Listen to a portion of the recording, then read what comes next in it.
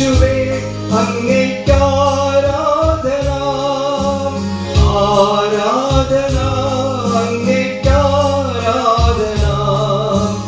N യേശുവേ അങ്ങേക്കാരാധന. ദൈവനാമത്തിന് മഹത്വമുണ്ടാകട്ടെ.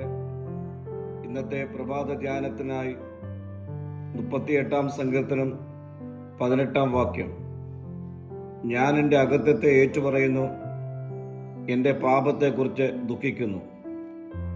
ആത്മീയ വിടുതലിന് ആവശ്യമായ 2 കാര്യങ്ങളാണ് ദാവീദ് ഈ വാക്യത്തിലൂടെ ഓർമ്മിപ്പിക്കുന്നത്: അനുതാപവും ഏറ്റുപറച്ചിലും.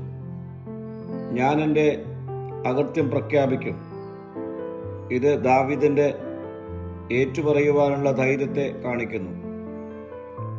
ഒഴിവൊഴിവുകൾ പറഞ്ഞ് തൻ്റെ കുറവുകളിൽ നിന്ന് ഒഴിഞ്ഞു മാറുവാൻ ദാവീദ് ശ്രമിക്കുന്നതിന് പകരം ദൈവത്തോട് തൻ്റെ കുറവുകളെ ഏറ്റുപറയുന്നു. നമ്മുടെ കുറവുകളെ ന്യായീകരിക്കുന്നത് അവസാനിപ്പിച്ച് ദൈവസന്നിധിയിൽ നമ്മുടെ കുറവുകളെ ഏറ്റുപറയുക. അപ്പോൾ നമുക്ക് പൂർണ്ണമായ സൗഖ്യത്തിലേക്ക് പ്രവേശിക്കുവാൻ കഴിയും. ഏറ്റുപറച്ചിൽ ലജ്ജയിൽ അവസാനിക്കുന്നതല്ല, അത് പുനഃസ്ഥാപനത്തിലേക്ക് നമ്മെ നയിക്കുന്നതാണ്. ദാവീദ് തൻ്റെ കുറവുകളെ ഏറ്റുപറയുമ്പോൾ അവനെ ശുദ്ധീകരണം പ്രാപിക്കുവാൻ കഴിയുന്നു.